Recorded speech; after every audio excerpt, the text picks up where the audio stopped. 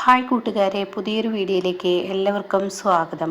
അങ്ങനെ ഇനി ഷേയ പറയാണ് ചാരുവിനോട് ഇനി മാപ്പ് പറയണം എന്ന് ആവശ്യപ്പെടണം കേട്ടോ. ഇതേ സമയം അരവിന്ദ, ഞാൻ ഈ വീട്ടിൽ നിന്ന് ഇറങ്ങി പോവുകയാണ്, ഇവൾ എന്നോട് മാപ്പ് ഇല്ലെങ്കിൽ അത് കേൾക്കുന്നതിനോട് കൂടിയിട്ട് ഉടൻ തന്നെ ചാരു പറയണം, ഓൾറെഡി ഞാൻ നിന്നോട് മാപ്പ് പറയാനായിട്ടാണ് ഇങ്ങോട്ടേക്ക് വന്നത്. അതുകൊണ്ട് ഷേയെ, ഞാൻ എന്തെങ്കിലും പറഞ്ഞതിൽ തെറ്റുണ്ടെങ്കിൽ ക്ഷമിക്കണം. നീ തന്നെയാണ് എല്ലാം ചെയ്തു വെച്ചതെന്ന് എനിക്ക് മനസ്സിലായി. നീ തന്നെയാണ് എല്ലാ കാര്യങ്ങളും ചെയ്തതെന്ന് എനിക്കറിയാം. നീ തന്നെയാണ് ഗുണ്ടകളിൽ നിന്ന് അനുവിനെ രക്ഷിച്ചതും അവർക്ക് വേണ്ട വിധത്തിൽ അടിക്കലും പിന്നീട് അവരെ പിടിച്ച് കെട്ടിയിടലും പോലീസിന് പിടിച്ചു കൊടുക്കലും ഒക്കെ ചെയ്ത് നീ തന്നെയാണെന്ന് എനിക്ക് മനസ്സിലായി എന്നിങ്ങനെ പറഞ്ഞിട്ട് ഷേയ, നീ എന്നോട് ക്ഷമിക്കണം, സോറി എന്ന് പറയാൻ കേട്ടോ. ഇതേ സമയം ഷേയ അനുവിൻ്റെ അടുത്തോട്ട് ചെല്ലുമ്പോൾ അനു പറയണേ, എന്നെ കൊണ്ട് മാപ്പ് പറയാനൊന്നും പറ്റത്തില്ല. ഇല്ലാത്ത കാര്യങ്ങളിൽ അങ്ങനെ മറ്റുള്ളവർക്ക് ക്രെഡിറ്റ് അടിച്ചു കൊടുക്കാനും എനിക്ക് പറ്റത്തില്ല. ഉണ്ടായതാണ് ഞാനിവിടെ പറഞ്ഞത്, അതുകൊണ്ട് എനിക്ക് നടക്കത്തില്ല എന്ന് പറയുമ്പോൾ ഉടൻ തന്നെ അരവിന്ദ, ഇവൾ മാപ്പ് പറഞ്ഞില്ലെങ്കിൽ ഞാൻ ഇപ്പോൾ ഈ നിമിഷം ഇവിടെ നിന്ന് ഇറങ്ങിപ്പോവും. അത് കേൾക്കുന്നതിനോടുകൂടി ചാരു വന്നിട്ട് പറയണേ, അനു, നീ ഈ വീട്ടിലൊരു പ്രശ്നം ഉണ്ടാക്കണ്ട. എന്തിനാ വെറുതെ നമുക്ക് കിട്ടാത്ത ആ ക്രെഡിറ്റ് നമ്മൾ അടിച്ചെടുക്കാൻ നോക്കുന്നത്? നമ്മൾ നുണയാണ് പറഞ്ഞതെന്ന് ഇവർക്ക് മുന്നിൽ അങ്ങ് സ്ഥാപിച്ചേക്ക്. അത് കേൾക്കുന്നതിനോട് കൂടി ചാരു ചേച്ചി, എന്താണു പ്ലീസ്, ഞാൻ എൻ്റെ കാല് പിടിക്കണമെങ്കിൽ പിടിക്കാം. ശരി ചേച്ചി, ചേച്ചി എൻ്റെ കാലൊന്നും പിടിക്കണ്ട. സോറി മാഡം, എൻ്റെ അടുത്ത് പറ്റിയതൊരു തെറ്റാണ് എന്ന് അനുവിനും പറയേണ്ടി വരികയാണ് കേട്ടോ. ഇതേ സമയം, അതെ, എനിക്ക് നല്ല തലവേദനിക്കുന്നുണ്ട്, നീ ഒരു കടുപ്പത്തിൽ ഒരു ചായ എടുക്കേ എന്ന് ചാരുവിനോട് പറയുമ്പോൾ ഹേമ പറയണേ, ഇടി ഇപ്പം എന്താ ഉണ്ടായത്? അപ്പോഴേക്കും അശ്വതി വരികയാണ്. അശ്വതി വന്നിട്ട് പറയണേ, ഇപ്പം എന്തടി ഉണ്ടായത്? ഇല്ലാത്ത കള്ളങ്ങ് പെരിപ്പിക്കുമ്പോൾ അത് ആലോചിക്കണം, അത് നിനക്ക് തീരെയില്ല. നീ ഓരോന്നും പറഞ്ഞുണ്ടാക്കിയ കഥ ഇപ്പം പൊളിഞ്ഞില്ലേ? ഇനി താഴെ കിടക്കുന്ന കുപ്പിച്ചില്ലുകളും ചായയൊക്കെ ഇങ്ങ് തുടച്ചെടുത്തേക്ക്. ഹേമ പറയണേ, എൻ്റെ കുഞ്ഞിനും എൻ്റെ തങ്കത്തിനും പോയി ചായ ഇട്ടോ എൻ്റെ പൊന്നൂന് എന്നൊക്കെ പറഞ്ഞിട്ട് അവിടെ നിന്ന് പോവുകയാണ് കേട്ടോ. എന്നാൽ ഈ വാക്കുകളെല്ലാം കേട്ട് ഷേക്ക് വലിയ വിഷമമാണ്. ഷേക്കല്ല, ചാരുവിന് വലിയ വിഷമമാണ്. അപ്പോഴാണ് കേട്ടോ അരവിന്ദനും എല്ലാവരും പോയതിനു ശേഷം ബാലമാമയെ ആകാശ് മാത്രമാണ് നിൽക്കുന്നത്. ആകാശ് പറയണം, പലവട്ടം ഞാൻ എന്നോട് തരത്തിൽ ഞാൻ എന്നോട് പറഞ്ഞതാണ് ഒരിക്കലും അവളുടെ കാര്യത്തിൽ ഇടപെടരുതെന്ന്. എന്നിട്ട് നാണമില്ലാതെ ഓരോ ദിവസം ഇടപെട്ട് അവളുടെ വായിലിരിക്കുന്നതോ മറ്റുള്ളവരുടെ ഇടയിൽ നിന്നെ നാണം കെടുത്തുന്നു, അവളുടെ കാല് പിടിക്കേണ്ട അവസ്ഥയിൽ നീ തന്നെയല്ലേ വരുത്തി വെക്കുന്നത്. ഇനി മേലാൽ അവളുടെ കാര്യത്തിൽ ഇടപെട്ടാൽ ഈ ആകാശ് ആരാണെന്ന് അറിയും എന്ന് പറഞ്ഞിട്ട് കാരണത്തൊന്നും അടിക്കാനുള്ള അത്രയും ദേഷ്യമുണ്ട്. അങ്ങനെ അങ്ങ് പോവുകയാണ് കേട്ടോ. എന്നാൽ ഈ സമയം ബാലമാമയുടെ മുന്നിൽ ചാരുവിനെ കരച്ചിൽ വരികയാണ്. ചാരു ഓടി രക്ഷപ്പെടുകയാണ്. അങ്ങനെ തൻ്റെ കുളത്തിൻ്റെ ആ സൈഡിലുള്ള തറയിൽ ചെന്നിരുന്ന് ഇങ്ങനെ പൊട്ടി കരയുമ്പോൾ, എന്താടോ താനിരുന്ന് കരയുകയാണോ എന്ന് ഷേയ പറയാണ്. അപ്പം തന്നെ തൻ്റെ കണ്ണീര് തുടക്കാൻ ചാരു ശ്രമിക്കുന്നുണ്ട്. പക്ഷേ ആ കണ്ണീര് തുടക്കുമ്പോഴേക്കും ഉടനെ ഷേയ അങ്ങോട്ടേക്ക് എത്തുകയാണ്. കണ്ണീരൊന്നും തുടയ്ക്കേണ്ട, താൻ കരയുകയും വേണ്ട. ഷേയ, എല്ലാം അറിഞ്ഞിട്ട് എന്തിനാ നീ മറ്റുള്ളവർക്ക് മുന്നിൽ എന്നെ ഇങ്ങനെ വിഷമിപ്പിക്കുന്നത്? ഞാൻ അതിന് മാത്രം നിന്നോട് എന്ത് തെറ്റ് ചെയ്തത്? അതെ, ഈ ലോകത്ത് വലിയ കോടീശ്വരനെ കിട്ടണമെന്ന് ഞാൻ ആഗ്രഹിച്ചിട്ടില്ല, നല്ലൊരു ജീവിതം കിട്ടണമെന്ന് ഞാൻ ആഗ്രഹിച്ചിട്ടുള്ളൂ. പിന്നെ എൻ്റെ ജീവിതത്തിൽ ഒരൊറ്റ ഒരു ആഗ്രഹമുള്ളൂ, ഞാൻ മരിക്കുള്ളൂ, നിന്നെ കരയിപ്പിക്കുക. അതിനു വേണ്ടിയാണ് ഞാൻ ഇതൊക്കെ ചെയ്തത്. നീയാണ് ഇതൊക്കെ ചെയ്തതെന്ന് എനിക്ക് നന്നായി അറിയാം. എങ്കിലും എല്ലാവർക്കും മുന്നിൽ ഇനി എൻ്റെ കാല് പിടിക്കണം, അത് മരിക്കും വരെ ഞാൻ ചെയ്തിരിക്കും. കാരണം എന്താണെന്നറിയോ, എൻ്റെ കിടപ്പറ പങ്കിടേണ്ട ആൾ നിൻ്റെ കൂടെ കിടക്കുന്നത് കാണുമ്പോൾ എനിക്ക് സഹിക്കില്ലടി, അതൊരു പെണ്ണിന് സഹിക്കാൻ കഴിയില്ല എന്ന് പറഞ്ഞിട്ട് ശ്രേയ അവിടെ നിന്ന് പോകുമ്പോൾ അനു അങ്ങോട്ടേക്ക് വരികയാണ് കേട്ടോ. ചെല്ല്, നിൻ്റെ ചാരുവിനെ ചെന്ന് സമാധാനിപ്പിക്കുക, അവളത് കരയുന്നു, നീ ചെല്ല്, എന്തിനും വാല് പിടിച്ചെടുക്കുന്ന സാധനമല്ലേ നീ എന്ന് അനുവിനോട് പറഞ്ഞ് ഷേയ അവിടെ നിന്ന് പോവുകയാണ് കേട്ടോ.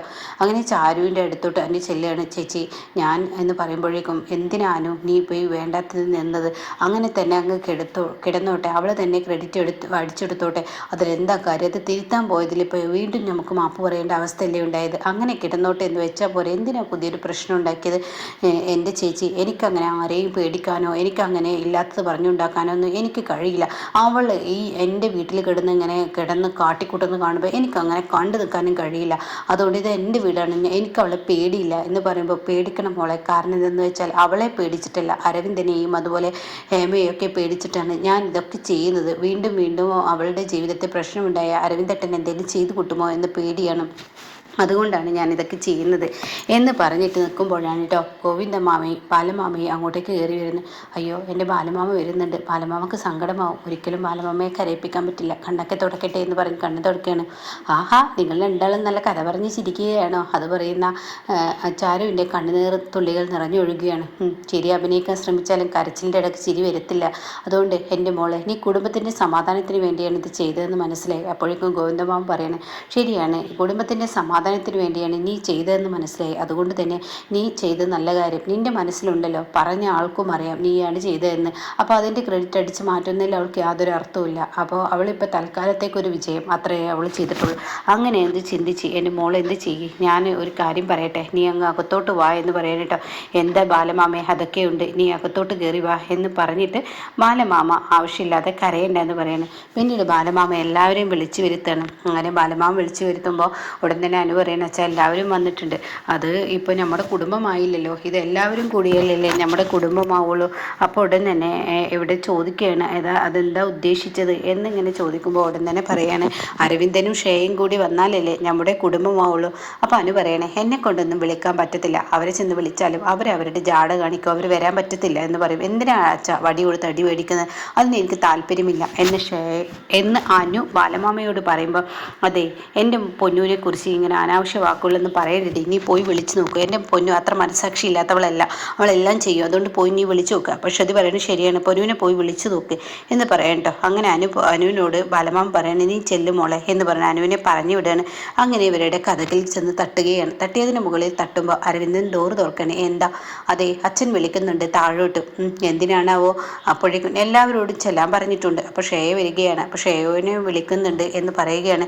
അപ്പോഴേക്കും എന്താ നിൻ്റെ അച്ഛൻ്റെ ഒക്കെ സ്വഭാവം, ഇതെന്താ വല്ല വെള്ളരിക്കപ്പെട്ടണോ നിങ്ങൾ വിളിക്കുന്നിടത്ത് കണ്ട് എത്താൻ എന്നൊക്കെ പറയുമ്പോൾ ഉടൻ തന്നെ അരവിന്ദ് ശരിയാണ് വെള്ളരിക്കപ്പെട്ടണോ, അതൊന്നും പോകണ്ട മേഡം. അപ്പോൾ ഉടൻ തന്നെ അങ്ങോട്ടേക്ക് ചായയാണ്. അപ്പോൾ ഉടൻ തന്നെ അനു പറയണം ഞാൻ എൻ്റെ ഡ്യൂട്ടി ചെയ്തു, എന്നോട് അച്ഛൻ വിളിക്കാൻ പറഞ്ഞു, അതുപോലെ ഞാൻ വിളിച്ചു, നിങ്ങൾ വരണമെങ്കിൽ നിങ്ങൾ വന്നോളൂ, അല്ലെങ്കിൽ ഞാൻ എൻ്റെ വഴിക്ക് പോയിക്കോളാം എന്നിങ്ങനെ പറയുമ്പോൾ ഉടൻ തന്നെ അവിടെ ഷേയ പറയണേ അതെ അയാൾ വിളിക്കുമ്പോഴേക്കും അങ്ങോട്ടേക്ക് എത്തണമെന്ന് നിർബന്ധമൊന്നുമില്ലല്ലോ.